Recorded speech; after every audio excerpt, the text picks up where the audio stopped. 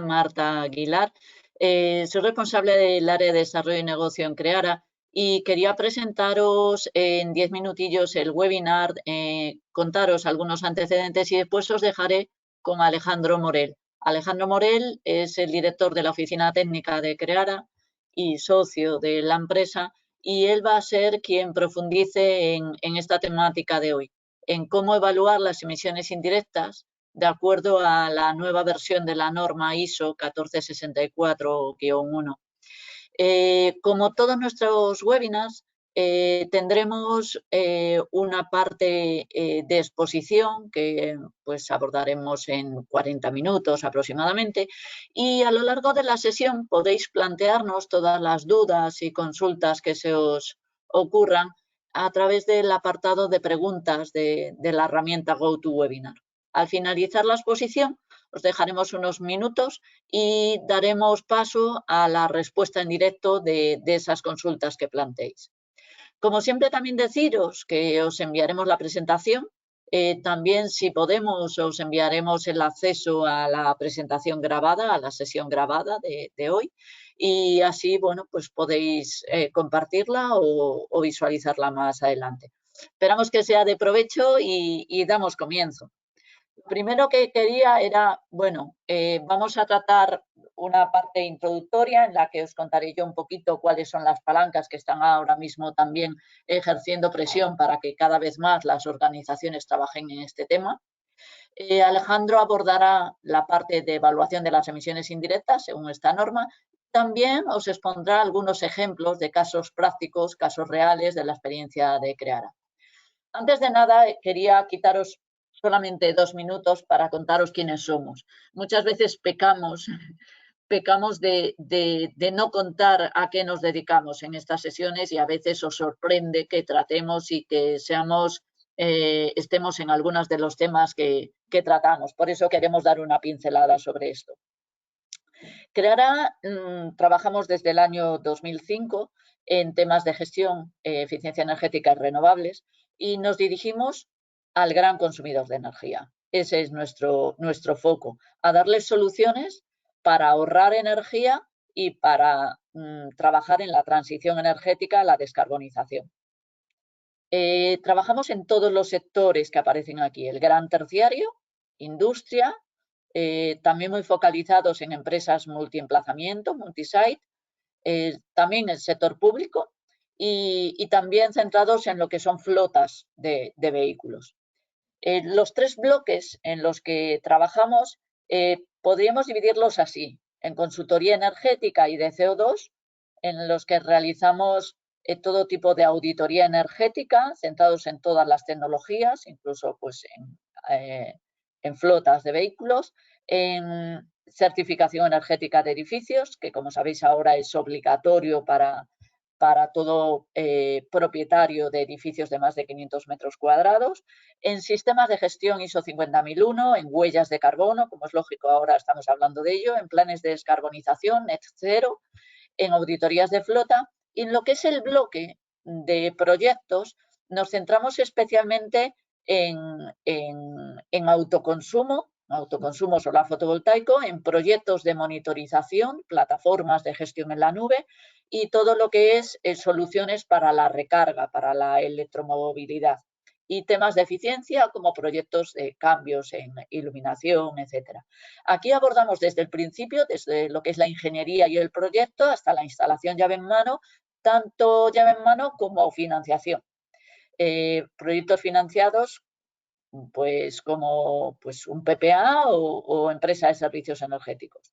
Y en temas de soluciones de gestión energética cubrimos tanto el asesoramiento en la compra de energía como la gestión continua de CUPS a través de plataformas, monitorización, gestión energética en remoto y operación y mantenimiento in situ con plataformas, por ejemplo, de diferente tipología.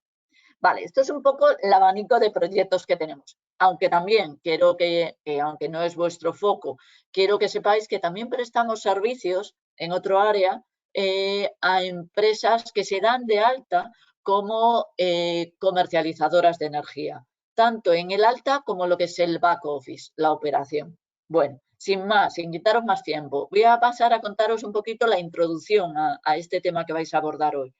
Simplemente unas pinceladas sobre cuáles son esas palancas que están ahora ejerciendo como impulso para que las empresas cada vez más se preocupen. Y es una realidad, nosotros lo vemos, ¿no?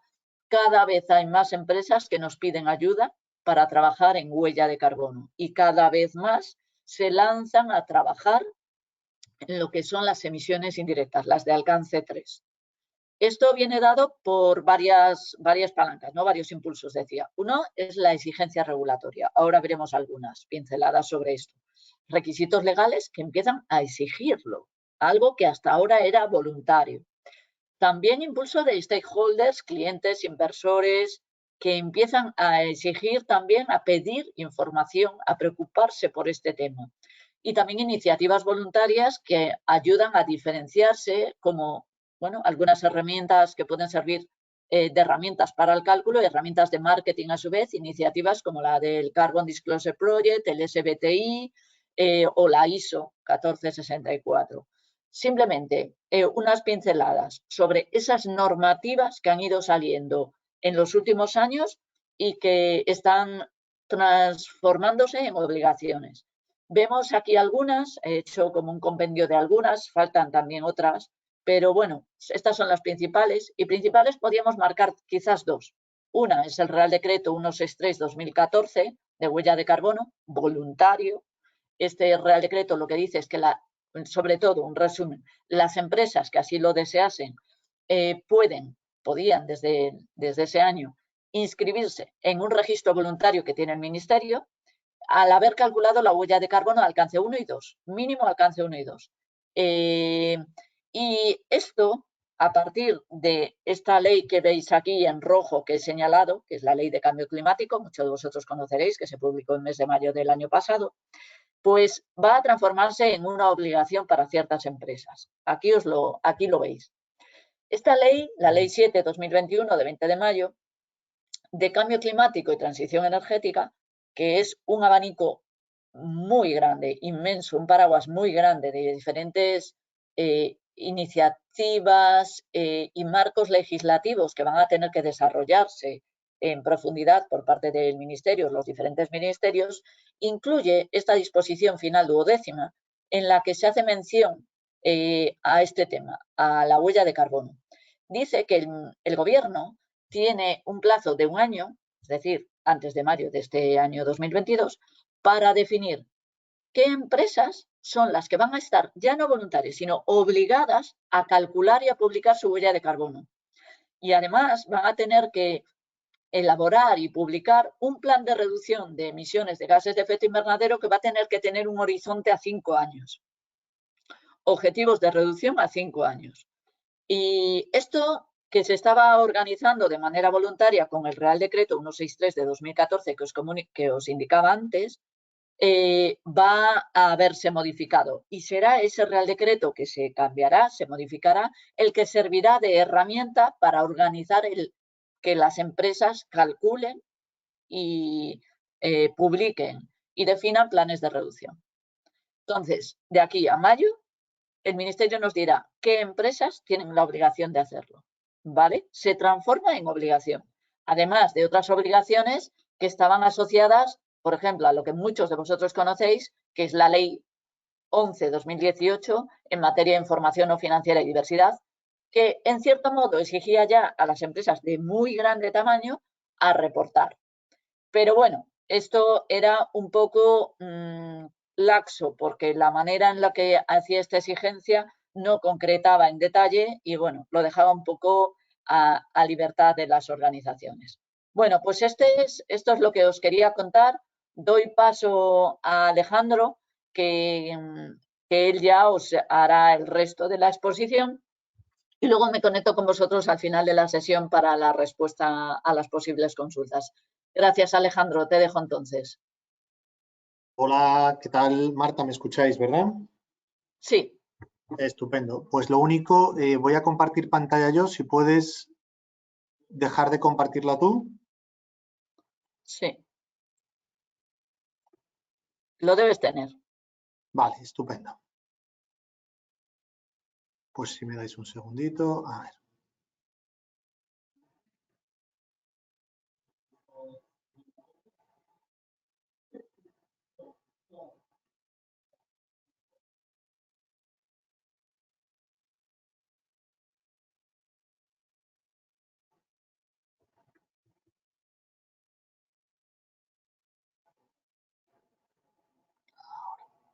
Ahora, disculpad, que estaba teniendo un problemilla con él. Entonces, bueno.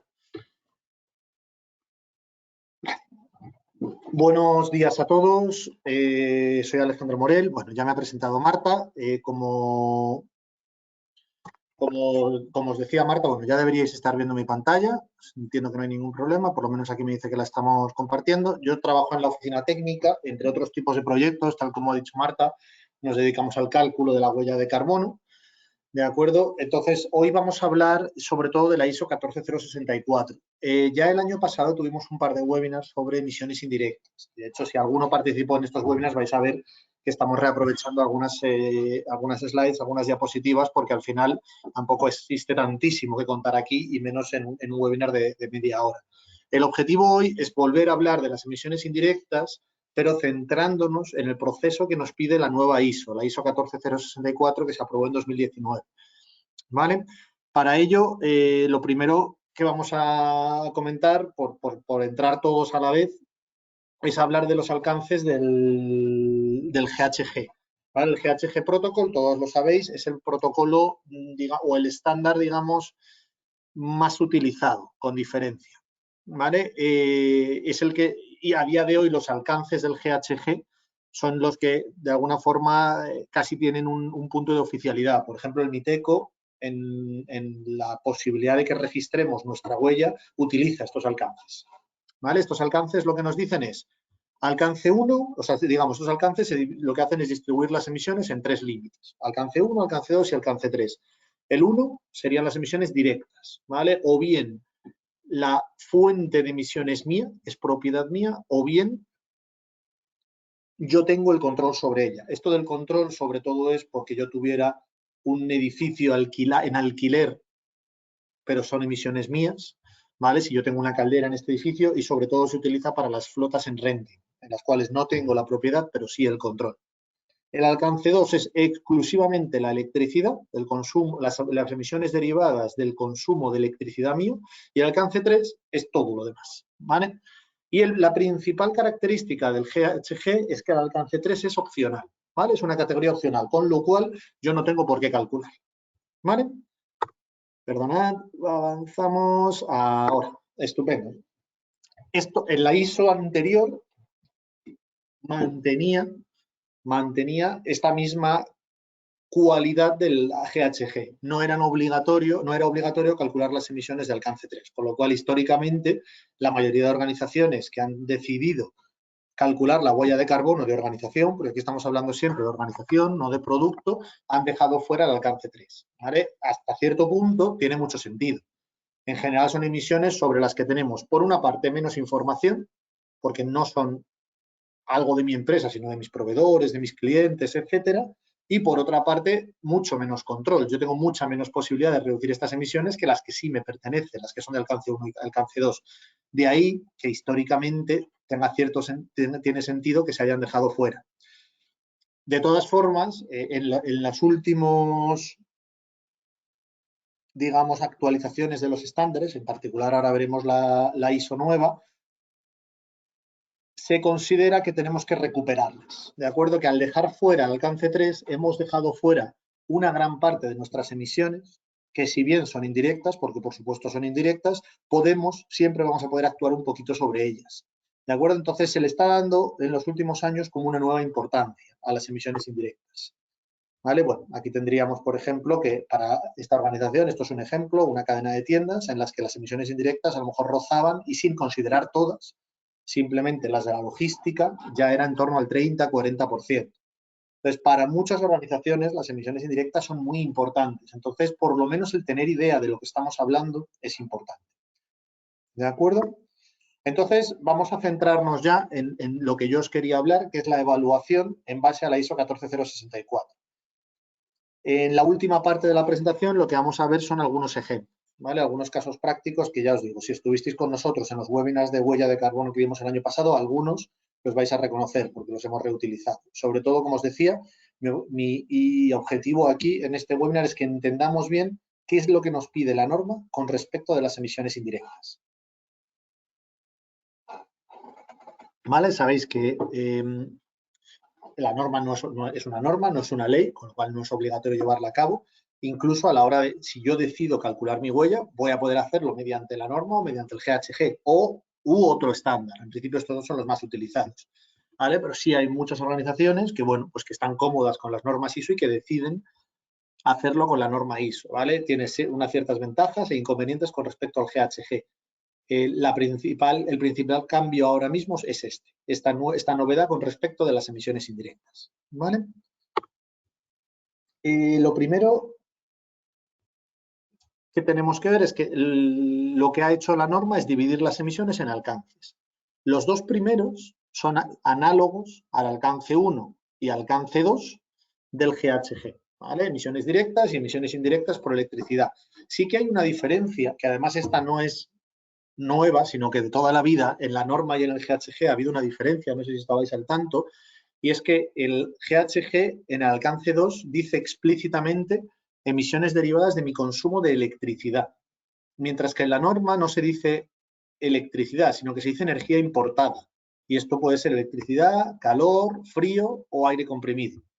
¿Esto cómo nos afecta? Bueno, por ejemplo, si yo estoy, vayamos al ejemplo más sencillo, si yo estoy en una vivienda en la que tengo una caldera comunitaria, calefacción central, las emisiones de esa caldera para mí como individuo, en base al GHG serían alcance 3 y en base a la norma serían alcance 2. ¿Vale? Esa es la única diferencia entre alcances que tenemos entre los dos estándares. Las emisiones indirectas derivadas de una combustión externa o de un consumo externo, digamos, pero que no sea en electricidad, que sea en calor o frío. ¿Vale? Esto ocurre mucho en los edificios de oficinas, por ejemplo, que muchas veces el calor y el frío lo está dando la propiedad a las oficinas, etcétera. Pero no, quitando esto no hay más diferencias en cuanto a lo que cae en un alcance, en un estándar o en el otro. ¿Vale? Volviendo a los estándares, hablábamos análogo al 1, al 2 y las emisiones indirectas, lo que sería el alcance 3 en el GHG, aquí se dividen en 4 grupos. ¿De acuerdo? Las emisiones indirectas las dividimos en 4 grupos. El primero, transporte. El segundo, emisiones indirectas por productos y servicios utilizados por la organización. O sea, todo lo que yo utilizo, por ejemplo, el agua entraría aquí, el consumo de todos los consumibles, pues desde el papel a cualquier materia prima para mi producto, ¿vale? Incluso los servicios. Aquí podríamos meter servicio de Internet. ¿De acuerdo? Subcontratas entrarían aquí. El tercer grupo, emisiones indirectas asociadas al uso de productos de la organización.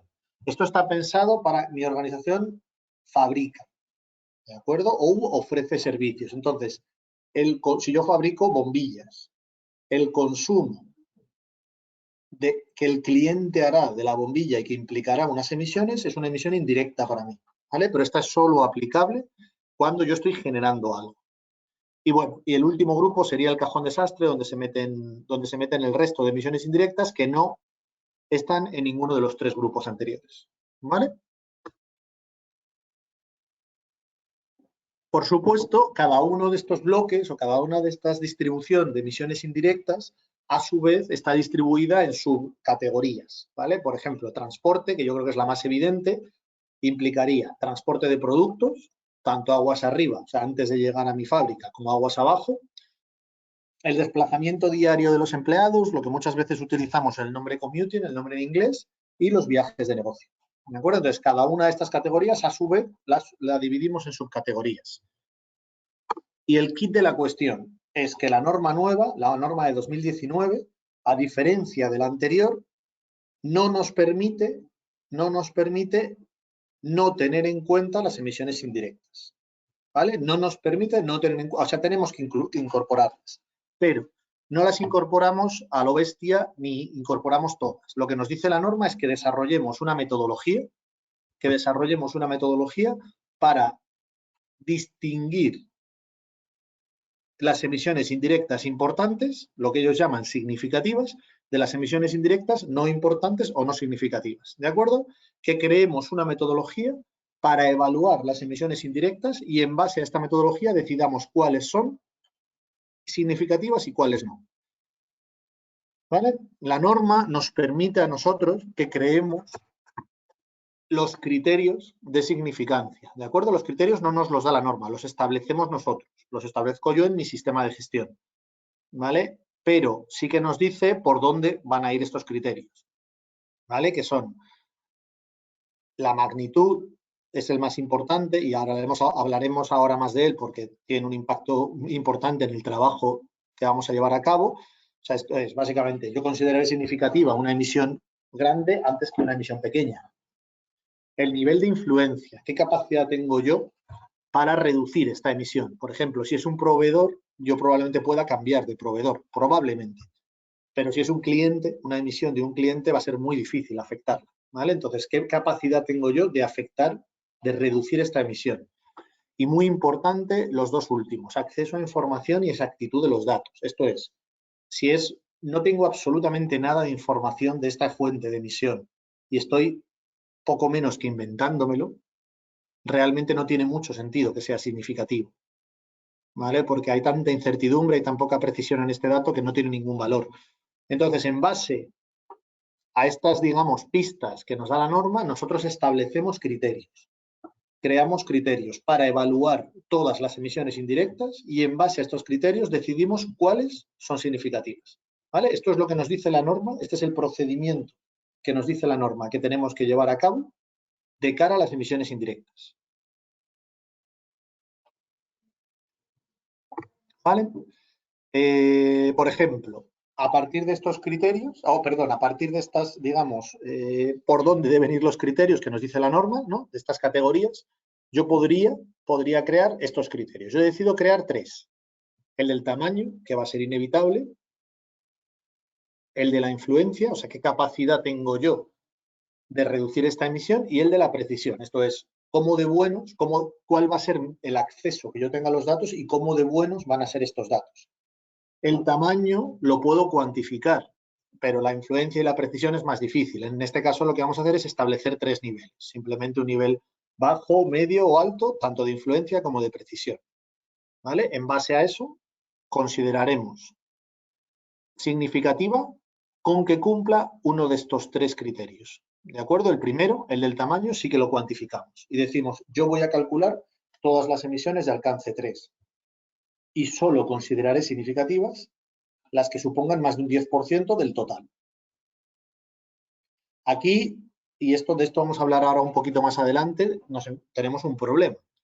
¿De acuerdo? Uno diría que todos estos criterios de significancia, que todo este procedimiento lo llevamos a cabo para no tener que calcular todas las emisiones indirectas. Pero claro, en el momento que yo incorporo como criterio de significancia el tamaño, el tamaño de la emisión, digamos, cuánto gas estoy emitiendo, ya voy a tener que calcularlo. Con lo cual aquí entramos en una especie de pescadilla que se muerde la cola, en un círculo vicioso, ¿no? En el cual, para saber si entra o no entra una emisión, la tengo que calcular, con lo cual el trabajo ya lo estoy desarrollando. ¿Vale? Ahora hablaremos un poquito más adelante, dadme unos minutos, de lo que yo propondría que hagamos al respecto, ¿vale? Pero efectivamente esto es así. Digamos, vamos a tener que calcularlas para poder saber si entran o no entran dentro del informe o dentro del cálculo de la huella de carbono. ¿Vale? En cuanto a influencia y precisión, esto es más sencillo. Esto es una información que más o menos deberíamos tener una vez que hacemos una mínima investigación o una mínima recopilación de información sobre las fuentes de emisión. ¿Vale? Al final, esto nos quedaría más o menos así. En este caso es un ejemplo, ¿de acuerdo?, en el que tendríamos todas las emisiones y para cada una de ellas lo que hablábamos. Bueno, aquí tenemos uno más, pero no le hagáis caso, o digamos, estos dos están separados, el acceso a la información y la precisión de los datos, la influencia y la magnitud. Y en base a eso decidiremos cuáles son y cuáles no significativas. ¿Vale? Esto, si surge una duda, como os decía Marta, cuando acabemos la presentación damos unos minutos y luego las respondemos. Pero el procedimiento es este. Vale. Bueno, el cálculo es igual, ¿de acuerdo? Que el de emisiones directas, lo que es el cálculo, ¿vale? El cálculo de la huella de carbono siempre es igual. Nosotros calculamos los gases de efecto invernadero emitidos como el producto de dos factores. El primer factor sería el dato de actividad, que suele ser el dato de consumo, el consumo de una o la medida cuantitativa de una actividad que ha supuesto una emisión. Por ejemplo, si estamos pensando en una emisión indirecta, que es un viaje en avión, pues por ejemplo, ¿cuántos kilómetros he recorrido en avión? ¿Cuántos viajes he llevado a cabo? El dato de emisión, por el contrario, es cuánto gas se está emitiendo, cuánto gas de efecto invernadero se está emitiendo por el consumo unitario de actividad. Por ejemplo, volviendo al ejemplo del avión, ¿cuáles serían las emisiones de CO2 por un kilómetro recorrido en avión? ¿De acuerdo? Por pasajero y por kilómetro. Entonces, siempre la huella la calculamos para una determinada emisión como el dato de actividad por el dato de emisión. El dato de actividad lo vamos a recopilar internamente, ¿de acuerdo? Porque es la actividad de mi organización. Y el dato de emisión lo vamos a tener que buscar en fuentes externas. Muchas veces son fuentes oficiales o fuentes, digamos, bastante fiables, como puede ser el MITECO, pero cuando hablamos de emisiones indirectas, vamos a tener que pedírselas a los proveedores, ¿vale? Sobre todo las que dependan de ellos, evidentemente. Y aquí dependeremos de si nuestro proveedor las calcula o no. Por eso las emisiones indirectas se han dejado fuera, porque al final necesitamos información que queda fuera de la organización. ¿De acuerdo? Y a lo que yo quería llegar con esta transparencia es que sí que existen, y ahora vamos a repasar un par, esto ya lo vimos el año pasado en el webinar, algunos documentos genéricos, algunas bases de datos que nos van a ayudar mucho para las emisiones indirectas, ¿vale? Nosotros vamos a hablar de dos. De todo el trabajo que está haciendo el Ministerio, todo el trabajo que está haciendo el MITECO, y de la base de datos inglesa que es DEFRA, ¿vale? Que es muy potente y tiene muchísima información, ¿vale? Ahora vamos a repasarlo un poco. Con respecto a los criterios, decíamos que hay un criterio particularmente fastidioso, que es la magnitud o volumen de las emisiones. ¿Por qué? Porque voy a tener que calcularlo para saber qué emisiones entran y qué emisiones se quedan fuera. Mi consejo, nuestro consejo aquí, utilicemos estas bases de datos para hacer un primer cálculo. ¿De acuerdo? A partir de la base de datos haremos un primer cálculo. De este modo, de una forma bastante rápida, podremos saber qué emisiones son grandes y qué emisiones son pequeñas. Esta ya lo introduciremos en nuestra metodología de significancia. Y las que sí nos salgan significativas, ya buscaremos, si es posible, a través del proveedor o a través de otras bases de datos más precisas, obtener un resultado más detallado. ¿Vale? En principio, esta sería la metodología.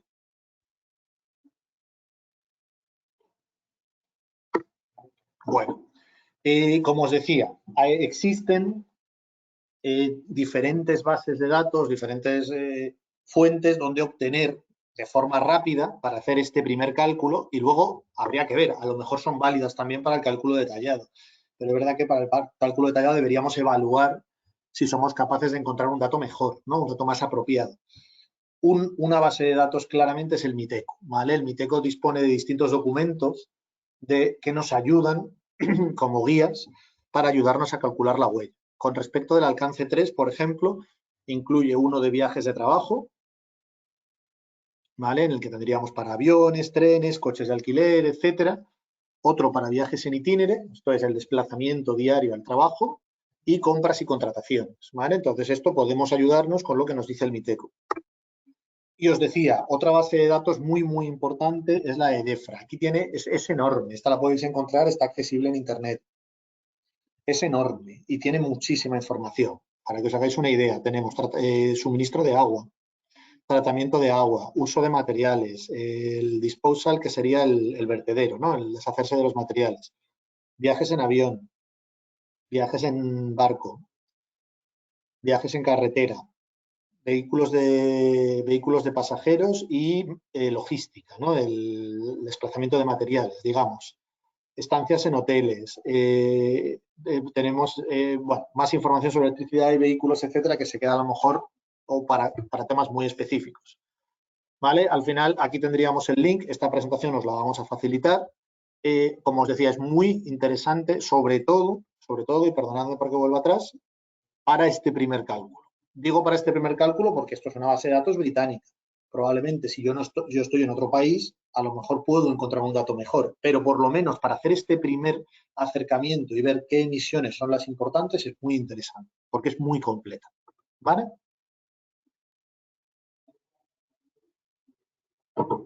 Muy bien, espero que más o menos nos haya quedado claro. Para cerrar, lo que vamos a hacer es simplemente evaluar 4 ejemplitos, simplemente comentaros 4 ejemplitos de cosas que casi siempre nos vamos a encontrar, ¿vale? Con el tema de viajes, que es algo que en casi cualquier organización va a ser una emisión importante de alcance 3 y además relativamente sencilla de calcular, ¿vale? Para que os hagáis una idea, hoy en día existen diversas calculadoras en las que ya no necesito ni siquiera poner los kilómetros, me basta con poner el trayecto, ¿vale? Por ejemplo, tanto para viajes en avión como para viajes en tren. Para viajes en tren en España, estamos hablando de España, tenemos una calculadora de Renfe que no nos vale para todos los trayectos, pero sí para los más comunes, ¿vale? Para viajes en avión tenemos una calculadora de ICAO, que son las propias aerolíneas, que es muy interesante porque vienen prácticamente cualquier trayecto, nos diferencia si viajamos en turista o en business, ¿de acuerdo? Podemos ir añadiendo trayectos, es decir, si es ida y vuelta o solo ida, etcétera, y sobre todo quien está detrás son las propias aerolíneas, con lo cual en principio lo consideramos una fuente suficientemente fiable, ¿vale? Aquí tendríamos, esta sería la de Renfe para los viajes en tren, aquí estamos con un Madrid-Barcelona, ¿de acuerdo? Y aquí estamos también con un Madrid-Barcelona, pero en avión, fijaros la diferencia de emisiones. Y nada, como os decía, aquí el dato de actividad ya no son los kilómetros, directamente es el trayecto, ¿vale? Yo la información que necesito recopilar de mi organización son los trayectos que he llevado a cabo dentro y el número de trayectos dentro del periodo de cálculo, porque porque directamente la calculadora ya me está dando la emisión, ¿vale?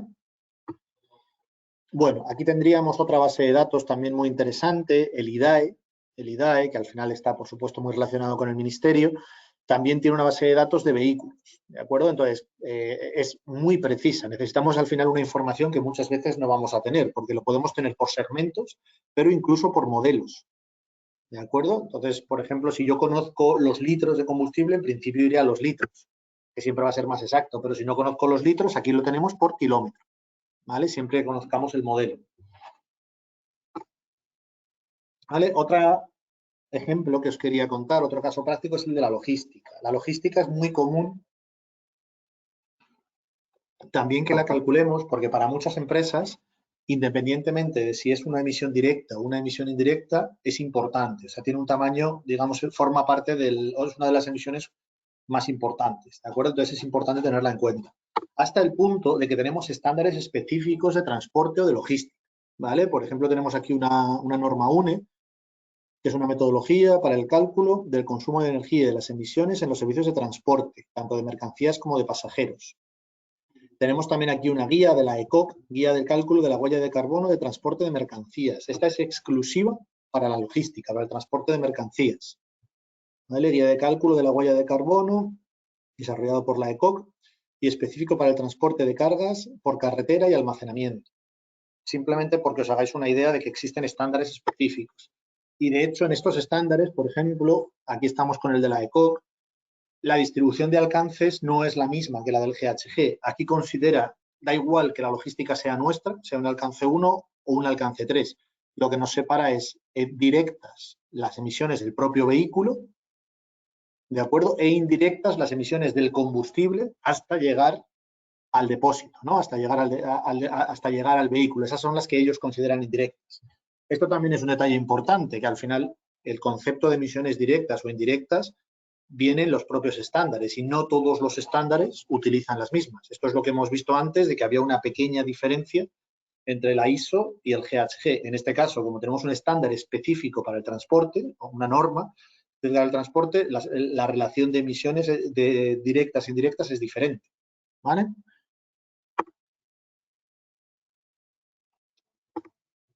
En todo caso, precisamente las bases de datos que hemos visto nos dan información, nos dan los datos de emisión para utilizar en la logística, ¿vale? Por ejemplo, si esto fuera un alcance 1, ¿vale? Si yo tengo una logística propia, los camiones o las furgonetas o lo que sea son míos. Yo debo tener información tanto de los litros, o bien de los litros o bien de los kilómetros. Por ejemplo, en la base de datos del Miteco, ¿de acuerdo? En la base de datos del Miteco tenemos tanto para gasolina como para gasóleo los kilos de CO2 por litro, con lo cual si conozco los litros, además esto lo tenemos por año, los kilos de CO2 por litro, con lo cual si conozco los litros de combustible, directamente multiplicando por este dato de emisión obtendría las emisiones. Aquí os voy a hacer una pregunta, ¿vale? Aquí os voy a hacer una pregunta, a ver si alguien me la sabe responder. Luego, por supuesto, vosotros me haréis todas las preguntas que queráis. Y es, ¿por qué en 2019 y en 2020 no tengo datos? ¿Vale? A ver si a alguien se le ocurre. Y luego yo os lo cuento, de todas formas. Si no tuviera, aunque sea una emisión mía, no tuviera los litros, sino simplemente tengo las rutas que se están haciendo y el número de veces que se está haciendo cada ruta. En ese caso, pues tendría que ir a kilómetros. Bueno, tenemos la opción de millas. Esta base de datos es la de DEFRA. Entonces, por ejemplo, tengo en función del tipo de furgoneta. Ya os digo que es una base de datos muy completa. En función del tipo de furgoneta. Y en particular, yo aquí solo he cogido el diésel, pero luego va para cada combustible. Tendríamos por kilómetro o por milla cuáles son los kilos de CO2 equivalente y luego separado por el gas de efecto invernadero. Cuánto de CO2, cuánto de CH4 y cuánto de N2O. ¿Vale? Esta base de datos es muy, muy completa. Nosotros en principio cogeríamos el de CO2 equivalente, pero en el informe casi todos los estándares nos piden que luego distribuyamos las emisiones tanto por alcance como por gas de efecto invernadero. Entonces, tener esta información es importante. ¿Qué ocurre si la logística no es mía? Muchas veces cuando la logística no es mía, yo no sé tampoco los kilómetros que se han recorrido. Además, ocurre que muchas veces si yo lo que hago es subcontratar la logística a una empresa transportista, yo no tengo información, no tengo nada de información, porque yo no sé, evidentemente habrán compartido el vehículo entre mi carga y la carga de otros, probablemente. Entonces, ya hay mucha información que no tengo. En estos casos, cuando la logística no es nuestra y no disponemos de mucha información, generalmente se utiliza un dato de emisión o un factor de emisión combinado, ¿de acuerdo? Que suele ser toneladas por kilómetro, lo vemos aquí, ¿vale? Es un dato de emisión combinado en el que yo digo, bueno, yo sé que yo he movido 3 toneladas y las he movido 500 kilómetros, ¿vale? Pues yo ya sé, si tengo algo de información de qué tipo de vehículo es, yo sí puedo saber por tonelada y por kilómetro cuál ha sido la emisión, ¿vale? Esto generalmente lo vamos a utilizar cuando la logística es ajena a nosotros, cuando no es nuestra empresa la que está moviendo la carga, sino que es otra empresa y no tenemos información de cuántos viajes se han hecho o sobre todo cuando el camión o el vehículo que sea, porque esto nos vale también para barco o para avión, es compartido, que es muy común. O sea, no está utilizándose solo para mover mi carga. ¿Vale? Nada, 2 puntos más muy rápidos para terminar y pasamos a las preguntas. Compras y contrataciones. Simplemente os quería comentar que el Miteco ha desarrollado un proceso, una forma bastante interesante de hacerlo, ¿vale? En la que nos dice, una metodología en la que nos dice que obtengamos el factor de emisión a través del INE. El INE es el Instituto Nacional de Estadística. ¿De acuerdo? Entonces, ¿cómo lo vamos a obtener? Simplemente utilizando como dato de actividad el dinero que nos hemos gastado. ¿Vale? Por ejemplo, en este caso tenemos la actividad para mi organización en la que quiero calcular las emisiones, serían las artes gráficas. ¿Vale? Pues lo que nos dice es que vayamos al INE y obtengamos esta información. ¿Cuál es la producción total? O sea, los ingresos totales de este sector, del sector de artes gráficas, y cuáles son las emisiones totales del sector. ¿De acuerdo? El primero está en euros, el segundo en toneladas de CO2.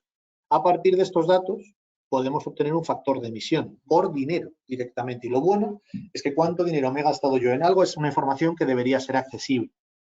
Evidentemente, esto no es un resultado muy preciso, pero sí me sirve para lo que comentábamos antes, para un primer acercamiento de ver qué es grande y qué es pequeño. Luego, si esto me saliera grande, ya buscaría con los proveedores o con alguna base de datos una información más precisa. Pero de momento, para hacer un primer filtro, sí me vale.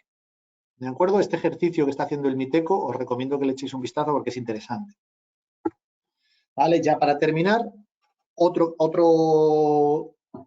otra emisión, perdonad, indirecta que todos vamos a tener son los residuos, ¿de acuerdo? Las emisiones derivadas de los residuos que nosotros producimos.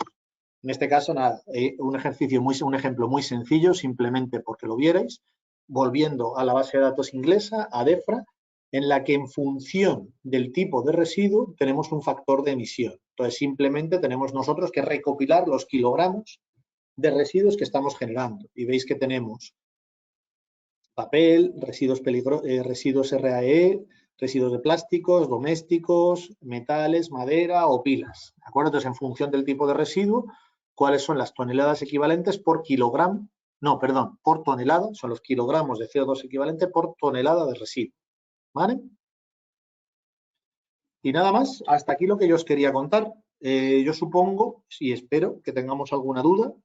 Entonces, y si no, por lo menos, a ver si alguien me sabe responder a lo que os he preguntado con respecto de la base de datos del MITECO, que es ¿por qué no tenemos datos de la gasolina y del gasóleo de 2019 y 2020? ¿Vale?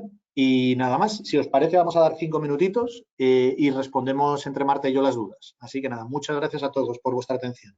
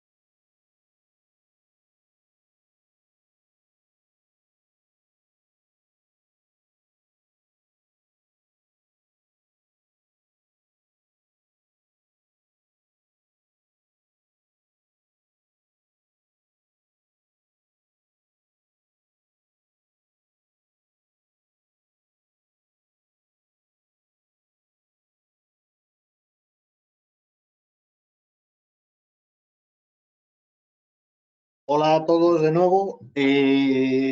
Nada, vamos a empezar a responder las preguntas, ¿vale? Por no irnos más allá de la hora. ¿De acuerdo? Bueno, en primer lugar os voy a responder, me pregunta, alguien por aquí me dice si es por el COVID, el por qué no tenemos datos del 19 y del 20. Yo creo que, no sé si tengo alguna respuesta más. Creo que no. Bueno, voy a comentároslo, ¿vale? Básicamente, a ver, esto lo dejamos aquí. No sé si estáis viendo, creo que sí. Estáis viendo estáis viendo mi pantalla. Vale, a ver. Vale, si os fijáis, esto es la base de datos.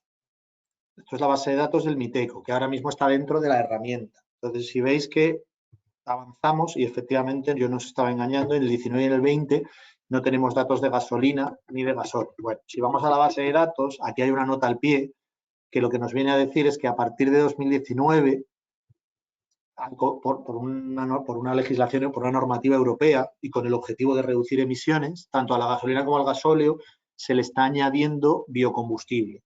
¿De acuerdo? Por ejemplo, ahora, si os fijáis cuando vayáis a echar gasolina a la gasolinera, vais a ver que junto al cartel de Simplomo 95 en el surtidor aparece aparece este símbolo, E5. ¿Vale? Lo que nos viene a decir es que hay un 5% de biocombustible en la gasolina. En el caso del gasóleo es un poquito más, nos aparece el código B7. ¿Vale? Por eso, a partir de 19 ya utilizamos estos códigos, el E5, que es este que tenemos aquí, este, y el B7, ¿de acuerdo? El B7, que es este que tenemos aquí. Porque, por lo que os decía, porque ya tenemos que tener en cuenta que a los combustibles se les va a ir añadiendo un porcentaje que va a ir aumentando, ¿de acuerdo? Hay un calendario, al principio será 5, luego 10, luego 20, etcétera, de biocombustible. ¿Vale? Muy bien. Marta, no sé si estás por ahí. Si quieres, vas leyendo tú las preguntas. Sí, hola, buenas de nuevo. Sí, Alejandro, lo único es, no sé exactamente si solo has mirado la primera, ¿verdad? Sí, bueno, solo he visto lo del COVID, que entiendo que es una respuesta a la pregunta que yo hacía. Vale, vale, vale. Tenemos una pregunta también que nos dicen que el criterio de tamaño es necesario incluirlo. Es decir, si establecemos 3 criterios para averiguar la significancia de una emisión indirecta, no es necesario que uno de ellos obligatoriamente sea el tamaño, ¿verdad? Pues vamos a ver, la norma no dice que sea obligatorio. Yo tengo la sensación de que en una auditoría del cálculo de la huella probablemente el auditor nos dijera que lo incluyéramos. O sea, yo no me atrevería a Claro, dejarlo fuera. parece como muy relevante como para no tenerlo en Claro, cuenta a la hora de evaluar si es significante, ¿no? claro, porque no tendrías forma de saber si las que tú estás considerando a lo mejor solo son el 10% del total. Entonces, yo creo que sí que yo creo que sí que lo tendríamos que meter. Claro. Sí, parece claro. Mira, tenemos otra pregunta que nos dice Tania, que una empresa internacional con varias plantas en distintos países y que quiere calcular la huella de los 3 alcances, ¿existe algo internacional aceptado para los factores de conversión a utilizar o hay que ir mirando país a país? ¿Podéis mostrar exactamente dónde vienen en el MITECO los factores de conversión para utilizar Sí. para calcular el alcance 3? Sí, bueno, respecto de la primera pregunta, yo creo que, vamos a ver, tenemos bases de datos internacionales. Por ejemplo, DEFRA es una base de datos internacional, IPCC es una base de datos internacional, pero en principio los factores de emisión, sobre todo los de electricidad, tenemos que verlo por país y por año. O sea, al final es algo que es muy Sí, yo propio del recuerdo, país. Alejandro, que creo que utilizabais también un reporte de la Agencia Internacional de la Energía, ¿verdad? Que ahí creo Efectivamente. que... Mm, Efectivamente. Y hay algunos factores de emisión que sí que son muy internacionales. Por ejemplo, el consumo, las emisiones de un vehículo de gasóleo más en función de los litros, yo creo que eso es internacional, porque no hay apenas, no va a haber diferencias. Mientras que la electricidad, por ejemplo, es algo muy específico de cada país. Como por ejemplo, yo tengo un proveedor de papel y el proveedor está en Francia, pues tendré que tener en cuenta las emisiones de Francia. Entonces, depende, pero digamos, lo normal es que tengamos que ir a algo local, sobre todo para algunas emisiones.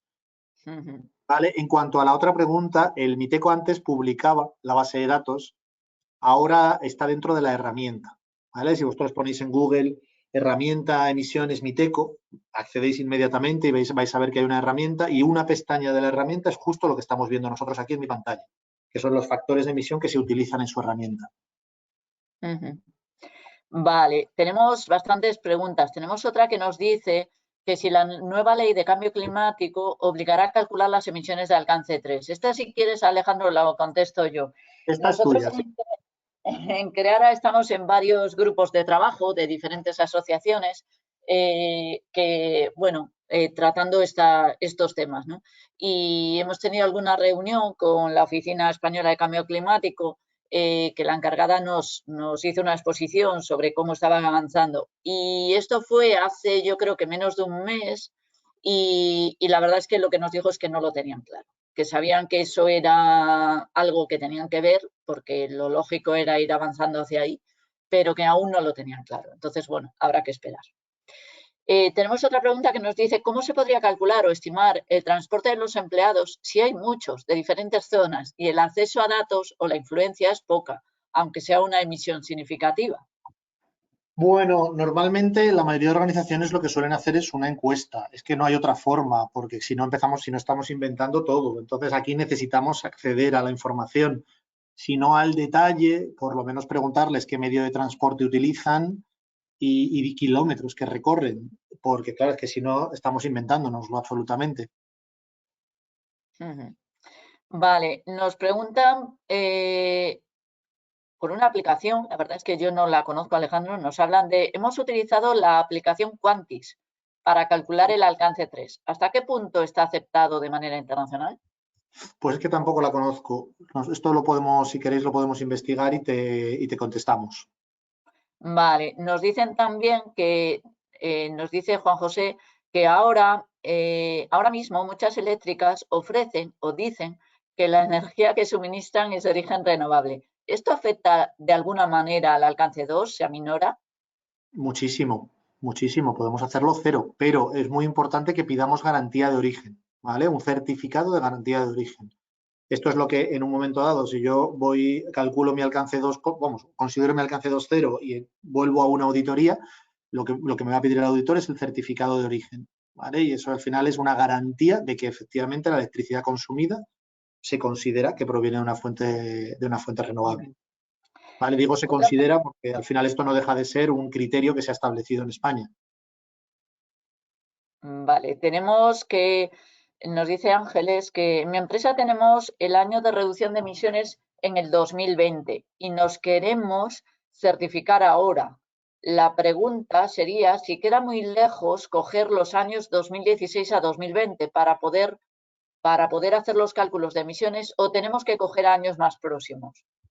Uf, buena pregunta, ¿no? No te sabría responder así en A principios. ver, yo creo si por alguna ocasión que nos hemos encontrado con empresas que lo querían hacer, digamos, a toro pasado también, porque entiendo que lo que Ángeles aquí nos pregunta es si quieren hacer los 4 años y poder decir que han reducido. Nosotros, yo no recuerdo haberlo hecho 4 años atrás, pero sí que creo que no habría problema. Tendríais que calcular y registrar el correspondiente a los 4 años en el ministerio y entonces así poder demostrar que habéis reducido. El trabajo es mayor porque tenéis que hacer todos los años, pero entiendo que aunque sea a toro, digamos, a toro pasado, no habría problema en hacerlo. O sea, que lo que queda es que habéis reducido en esos 4 años, pero no ahora. O sea, queda un poco antiguo, pero yo creo que no es inconveniente que os permiten hacerlo. Vale, nos dice Luis que yo tengo un par de preguntas rápidas, nos dice. La primera es que en cuanto al factor de emisión combinado para el transporte de mercancías cuando es compartido, la base de datos aporta un dato de emisión de tonelada por kilómetro y yo solo tengo que conocer el peso del camión. ¿Es así? Es decir, ese dato lo introduzco tal cual en la fórmula y nos dice, bueno, sí, perdona, Alex. Nada, nada. A ver, generalmente cuando es compartido, tú no pones el precio, el peso del camión, pones el peso de lo que tú transportas, ¿vale? O sea, lo que nos dice la base de datos es, si por ejemplo el camión lo estás utilizando solo para mover tu producto, pues utilizas los kilómetros. Pero cuando yo contrato, pues voy a decir marcas, a Correos, a Segura, a MRV, y voy a mover algo de Madrid a Barcelona, yo cuento con que están utilizando el mismo vehículo para mover varias cosas. Entonces, lo que necesito aquí es saber cuánto peso estoy moviendo yo y cuánta distancia lo estoy moviendo. Pero el peso es el que yo muevo, no el total del camión. Claro. Tenemos otra segunda consulta de Luis que decía, en la página 32, ¿por qué falta un 0 en el 0,0385 al meterlo en la fórmula? Uy, puede ser que me haya equivocado, perdonad. A ver. Sí, probablemente me he equivocado, ¿eh? Perdonad, esto lo corregimos antes de mandároslas, pero efectivamente aquí falta un Vale, 0. Lo voy a corregir ahora. vale, estaba atento. Sí, sí, desde luego. Nos dice María Jesús que qué sucede cuando no vendo productos. Bueno, cuando no vendes productos, tienes una parte de las emisiones de alcance 3 que te ahorras, lo cual siempre es una ventaja de cara a calcularlo. Tienes que ver si vendes servicios o si lo que tú vendes puede tener alguna emisión añadida. En el caso de que no fuera el caso, en principio, pues nosotros a la hora de calcular el alcance 3, perdonad que vuelvo un poquito, nos quitaríamos todo este grupo. Vale, y nos hace una segunda pregunta, que es si el producto tiene una vida útil de 50 a 100 años, siempre va a tener una magnitud que va a evitar que pueda quedar exento de incluirlo en el inventario de emisiones. Quiere decir que ocurrir, claro, porque tendrás que calcular las emisiones del año, entonces puede ocurrir que sea una magnitud muy pequeña.